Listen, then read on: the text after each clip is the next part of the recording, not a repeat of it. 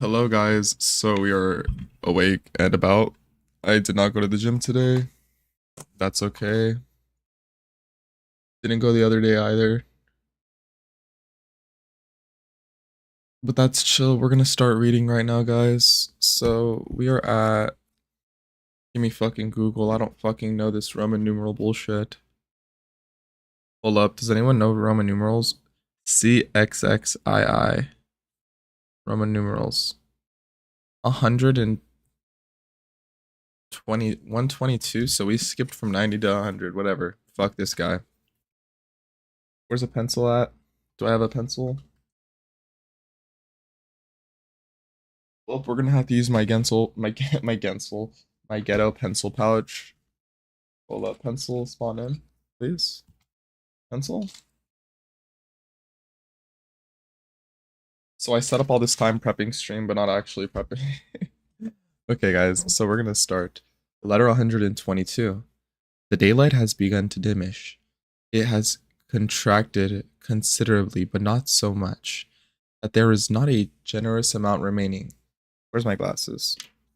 Still for anyone who will, so to speak, rise with the daylight itself. Hold up. Glasses are coming on. There we go. We're gonna play Splatoon after, guys. So daylight itself, more active and commendable still, is the person who is waiting for the daylight and intercepts the first rays of the sun. Shame on him. Who lies in bed dozing when the sun is high in the sky? Whose waking hours commence in the middle of the day? And even this time, for a lot of people, is the equivalent of the small hours. There are some who invert the function of day and night and do not separate eyelids, lead in with the previous day's carousel before night sets in. Their way of life is not their geographical situation, resembles the state of those people whom nature, as Virgil says, has planted beneath our feet on the opposite side of the world. And when dawn's paintings seeds first breathe on us, for them the reddening evening starts at length to light their lamps. Yo, P6Ls, what's good? Yo, what? Nothing much. We're gonna hop on Splatoon Raiders after I finish this. Dude, we're almost done. After this letter, it's one more and we're fucking done. We're about to finish this fucking book, bro. Hell yeah. There are some antipodes living in the same city as our slaves, or as ourselves, who, as Marcus Cato said, have never seen the sun rise or set. Can you imagine that these people know how one ought to live when they do not know when one ought to live? People don't know when to live the right time, I guess. Whatever the fuck. Can they really be afraid of death like other people when this is what they have retreated into in their own lifetimes? They are as weird as birds that fly by night. They may they may while away their hours of darkness to a background of wine and perfume. They may occupy the whole of the time they spend contrarily awake eating sumptuous dishes, individually cooked, too, in a long succession of different courses. But what in fact they are doing is not banqueting, but celebrating their own last rites. At least the dead have their memorial ceremonies during the daytime heavens, though no day is a long one for a man who is up and about. Let us expand our life. Action is its theme, and duty. The night should be kept within bounds and a proportion of it transferred to the day. Poultry that are being reared for the table are cooped up in the dark so as to prevent them moving around and make them fatten easily. I didn't know that about chickens. What the fuck? Is this actually the method? Wait up, that's actually getting highlighted. Poultry that are being reared for the table are cooped up in the dark so as to prevent them moving around and make them fatten easily. What are these fucking methods? Is this fucking chicken fat? I'm gonna start a chicken coop. I'm gonna start selling chickens. There they languish, getting no exercise, with the swelling taking possession of the sluggish bodies and the inert fat creeping over them in their magnificent seclusion. And the bodies of these people who have dedicated themselves to the dark have an unsightly look about them, too, inasmuch as their complexions are unhealthier looking than those of persons who are pale through sickness, frail and feeble. With a blanched appearance in their case, the flesh on the living person is deathlike, and yet I should describe this as the least of their ills. How much deeper is the darkness in in their souls? Their souls are dazed and befogged, envious of the blind. What man was ever given eyes for the sake of the dark? Do you ask how the soul comes to have their perver- perverse aversion to daylight and transference of its whole life to the nighttime? All vices are at odds with nature.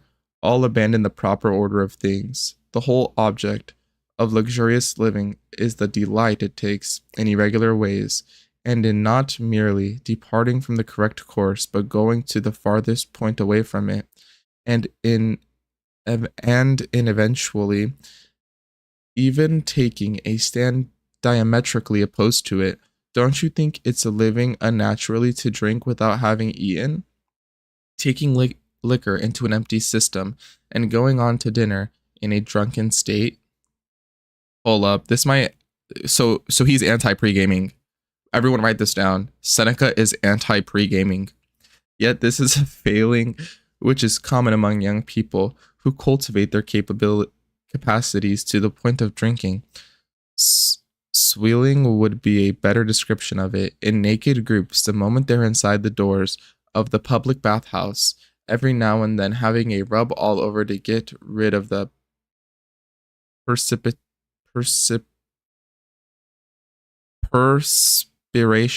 perspiration brought up by continually putting down the piping hot liquor.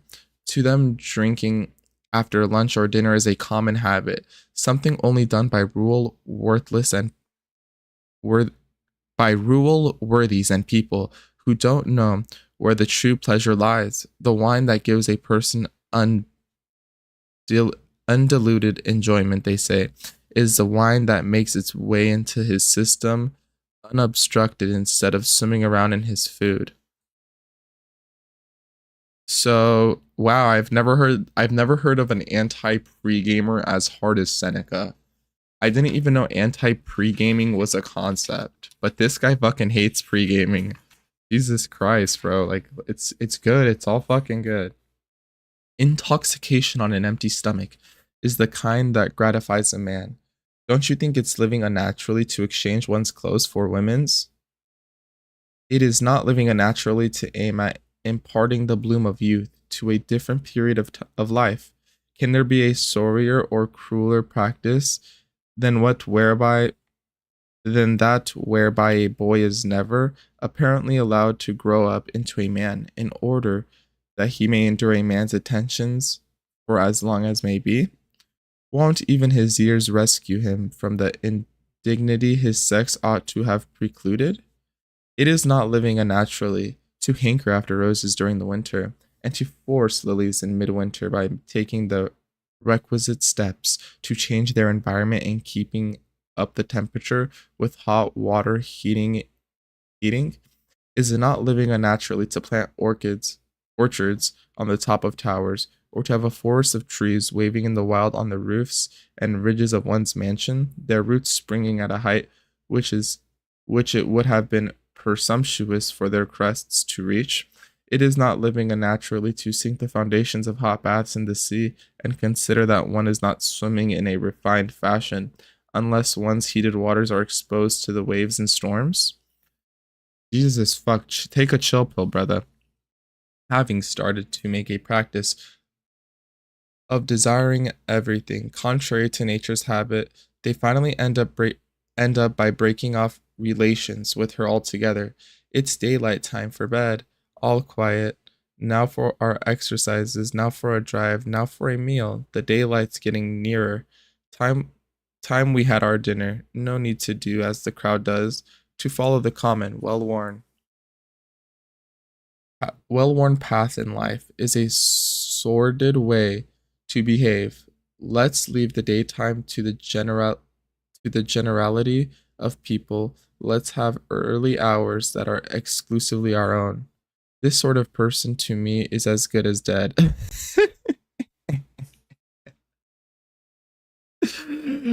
After all, how far can a person be from the grave, and an untimely one at that? If he lives by the light of tapers and torches, I can recall a great many people who led this kind of life at one time, with a former praetor among them too, Ach- Achilles Buta, the man who had squandered an enormous fortune, which he had inherited, and when he confessed his impoverished state to the emperor, Tiberius was met with the remark, "You have woken up rather late." Montanus Julius, a tolerably good poet, noted for his closeness to Tiberius and subsequent fall from favor, who used to give public readings to his verse, took great delight in working sunrises and sunsets into his compositions.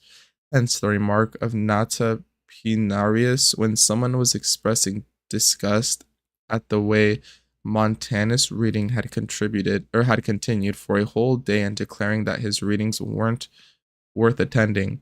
I'm quite prepared to listen to him. Can I say fairer than this? From sunrise to sunset, when Montanus had just read the lines.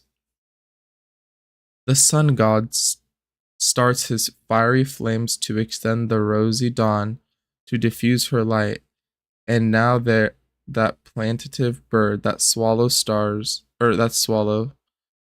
to thrust her morsels down the throats of nestlings, shrill with gentle bill supplying each its share, with journeys yet to come.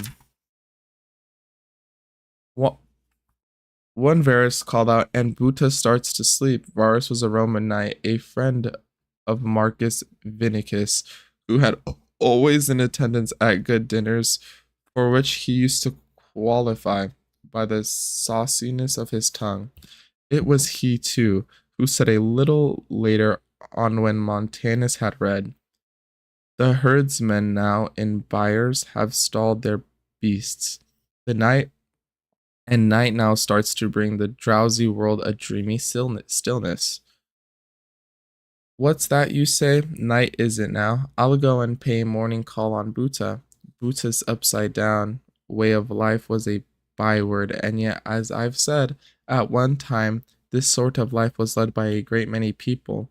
The reason why some people live in this sort of way is not that they think that night in itself has any special attraction, but that they get no pleasure out of anything which is usual. So this is like I'm trying to be different. I want to be different so fucking bad, so I'm gonna switch my fucking whole routine around. Everyone else's routine is not mine. Fuck you guys. I am me, myself, and I. Apart from the fact that daylight is anathema to a bad cons- conscience, a person who experiences a craving or a contempt for things in proportion to their costliness and cheapness, look down his nose at a form of illumination which does not cost him anything. Moreover, the man who lives extravagantly wants his manner of living to be on everybody's lips as long as he is alive. He thinks he is wasting his time if he is not being talked about. So every now and then he does something calculated to set people talking. Plenty of people squander fortunes. Plenty of people keep mistresses. To win any reputation in this sort of company, you need to go in for something not just extravagant, but really out of the ordinary. In a society as hectic as this one, it takes more than common profligacy to get oneself talked about. I once heard that delightful storyteller, Albinovanus, pedo, whatever, man. Albinovanus pedo, describing how he had lived above sexist happiness. Happiness was one of the daylight shy fraternity, fraternity, fraternity. About 9 o'clock at night, I'd hear the sound of whips. What's he doing? I'd ask. And he told me he was inspecting the household accounts. About 12, I'd hear some strenuous shouting. What's that? I'd ask, and he told me he was doing his voice exercises.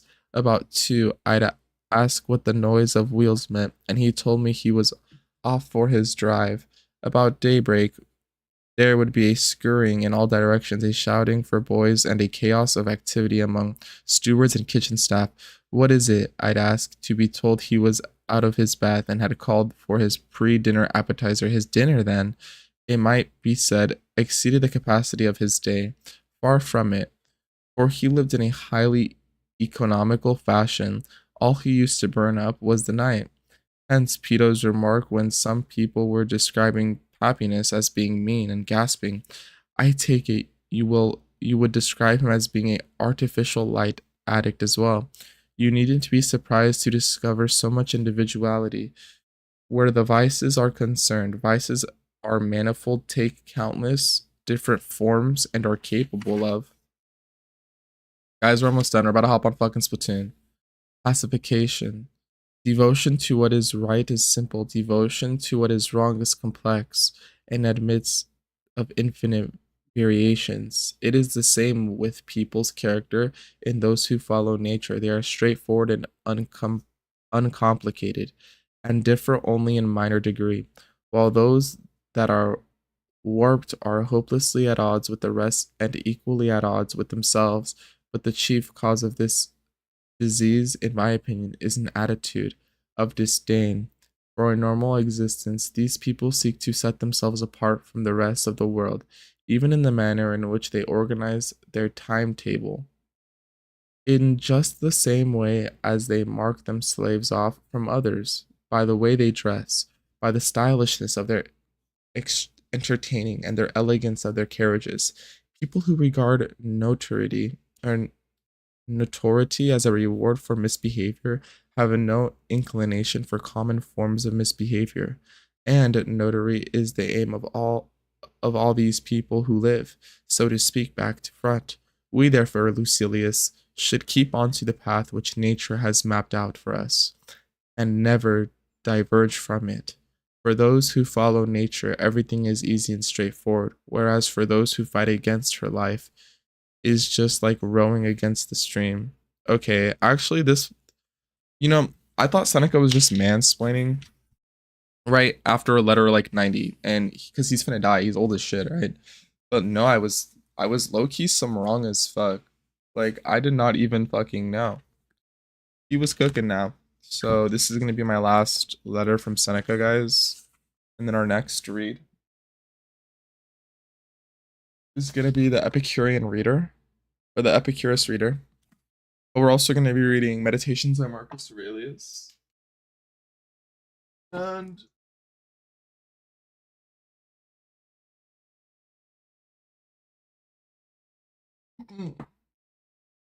I might have to read dialogues and essays from Epictetus. Wait, is it Epictetus? Dialogues and essays from Seneca, and then discourse fragments handbook from Epictetus. So, hold up, guys. I will be right back. I'm gonna just do something real quick.